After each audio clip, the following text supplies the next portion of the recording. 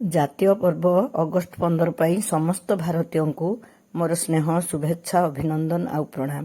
ଏହି ସ୍ୱାଧୀନତା ଟିକକ ହାସଲ କରିବା ପାଇଁ କେତେ ଯେ ବଳିଦାନ, କେତେ ସଂଘର୍ଷ, କେତେ ଦୁଃଖ, କେତେ କୋହ, କେତେ ରକ୍ତ ବିନିମୟ ହେଇଛି ଆପଣମାନେ ସମସ୍ତେ ଜାଣିଛନ୍ତି।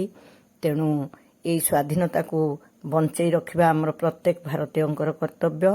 ଆଜି ଏହି ପବିତ୍ର ଦିନରେ ସମସ୍ତଙ୍କୁ ଗୋଟିଏ ଅନୁରୋଧ କରିବି, ଆମେ ଜାତୀୟ ପତାକାକୁ ସମ୍ମାନ ଦେବା, ସ୍ୱାଧୀନତାର ମହତ୍ତ୍ୱକୁ ଜଣେ ଭାରତୀୟ ହିସାବରେ ଉପଲବ୍ଧି କରି ଚିରଦିନ ଆମର ସ୍ୱାଧୀନତାକୁ ବଞ୍ଚାଇ ରଖିବାର ପ୍ରଚେଷ୍ଟା କରିବା। ମୁଁ ପିଲାଟି ଦିନୁ ଦେଖି ଆସିଛି ଏହି ଜାତୀୟ ପତାକାକୁ ଉଡ଼େଇବା ପାଇଁ କେତେ ନୀତି ନିୟମ, ଜାତୀୟ ପତାକାର ମାପ ଚୁପ ସବୁକିଛି ମୋର ବାପା ବୋଉ ପାଳନ କରିଥିଲେ, ଯାହାକି ମୋତେ ଗଭୀର ଭାବେ ପ୍ରଭାବିତ କରିଥିଲା। ସମସ୍ତଙ୍କୁ ମୋର ଅନୁରୋଧ, ସେହି ସମ୍ମାନ ଟିକକ ରକ୍ଷା କରି ସ୍ୱାଧୀନତା ଦିବସ